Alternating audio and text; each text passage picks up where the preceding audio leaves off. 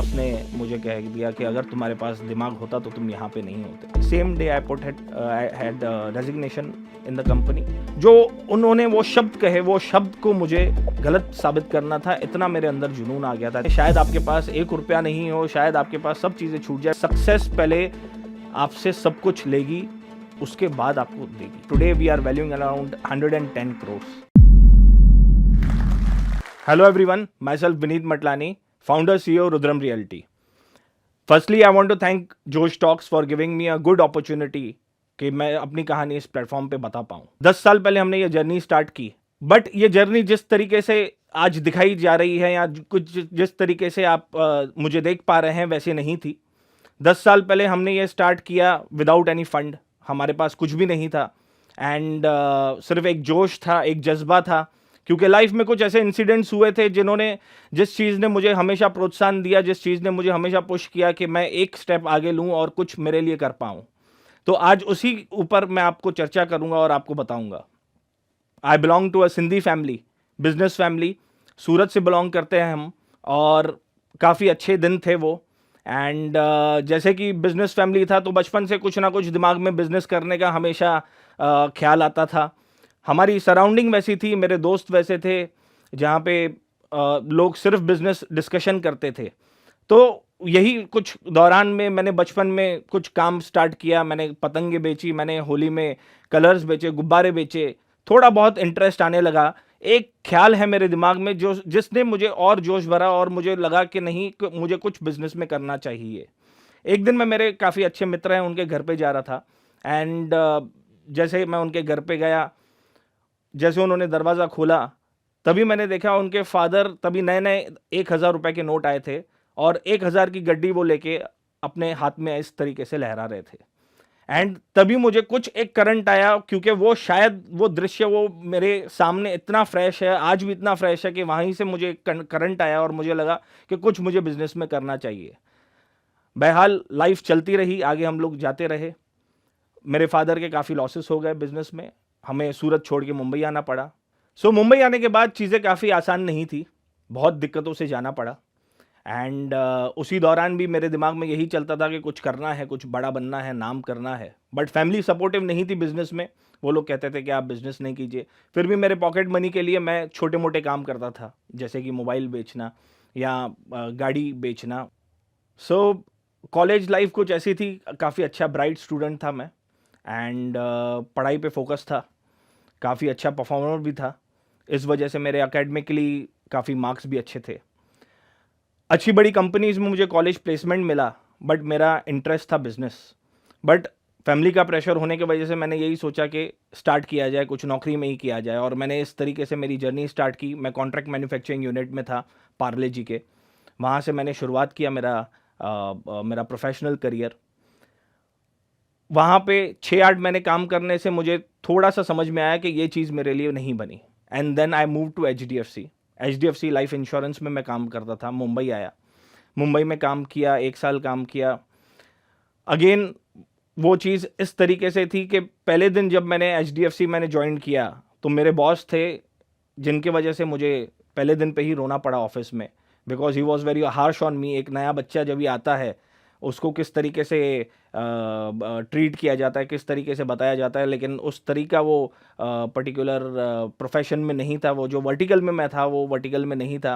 He was right on his side, but yes it gave me a good lessons in life. पहले दिन पे जहाँ पे मैं वो रोके वो ऑर्गेनाइजेशन छोड़ने की सोच रहा था, मुझे कुछ मेंटर्स मिले और उन्होंने मुझे उस पर्टिकुलर वर्टिकल में काम करने का तरीका बताया। मैं आज एक मैसेज देना चाहता हूँ यत को कि कोई भी काम एक पर्टिकुलर पैटर्न के बिना नहीं होता। हर एक काम में एक पैटर्न होता है, अगर वो आप पैटर्न पकड़ लेंगे तो आप वो काम इजीली कर सकते हैं।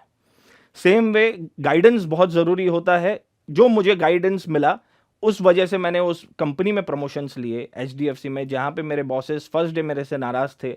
जब मैं जा रहा था उनके आंखों में आंसू थे। तो एक पैटर्न मुझे मिला और मुझे लगा कि नहीं, अभी इसको और आगे बढ़ाया जाए और मेरा जो इंटरेस्ट है पर्टिकुलर सेल्स में, इसको मैं और एक्सप्लोर करूं। ये एक्सप्लोर करने के लिए मुझे वो दौरान 2009-10 के दौरान मुझे एक बूमिंग इंडस्ट्री रियल एस्टेट दिख रही थी एंड मैंने मेरे हैंड्स ट्राई किए रियल एस्टेट में। मैं इनिशियली मूव हुआ सूरत अगेन, क्योंकि वहाँ पे कुछ रियल एस्टेट मेरे कनेक्ट्स थे, तो मैंने सोचा उनके पास जाके मैं कुछ काम करूँ और वहाँ पे कुछ सीख के आऊँ। आई वेंट देयर अगेन, वहाँ पे स्ट्रगल्स बहुत थी। 1 साल मैं वहाँ पे था एंड कुछ चीज़ें टर्न आउट नहीं हुई। अनफॉर्चुनेटली मैं मुंबई का रुख फिर से पकड़ा। मैंने सोचा मुंबई जाते हैं, पेरेंट्स हैं वहाँ पे, लाइफ अच्छा कटेगा, खाने पीने का टेंशन नहीं होगा। एंड सेम वे मैं मुंबई आया, नौकरी की तलाश करने लगा। रियल एस्टेट करना था, अभी क्लैरिटी थी, बट कहाँ करना है, किस तरीके से करना है, वो पता नहीं था। सो आई स्टार्टेड अप्रोचिंग डेवलपर्स। मैंने उनके पास जाके इंटरव्यूज़ दिए, मैं रिजेक्ट हुआ।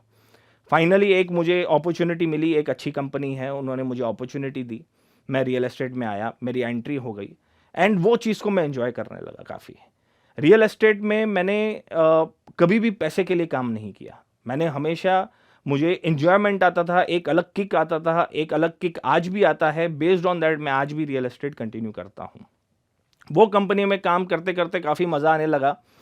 एक दिन एक जो सेल्स की जनरल मीटिंग होती है, वो मीटिंग हुई एंड मेरे बॉसेस थे और मेरे दूसरे कलीग्स वगैरह उस पर्टिकुलर मीटिंग में थे।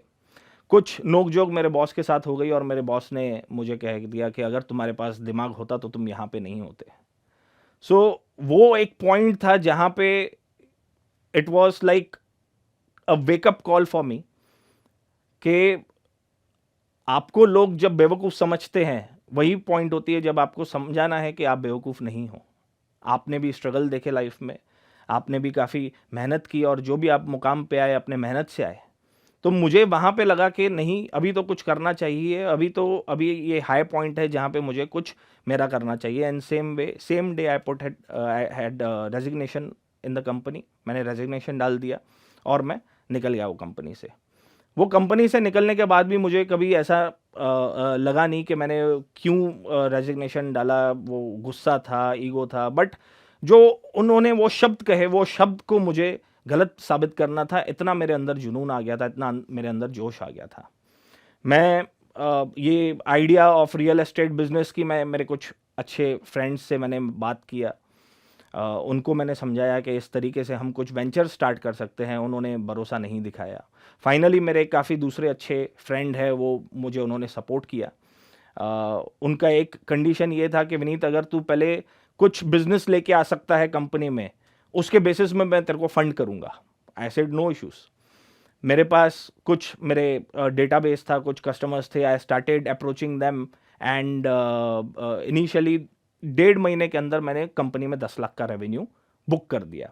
टिपिकली रियल एस्टेट में होता ऐसा है कि आप रियल एस्टेट में रेवेन्यू बुक करते हैं और बुक करने के बाद आपको एक पीरियड के बाद वो रेवेन्यू आपके अकाउंट में आता है।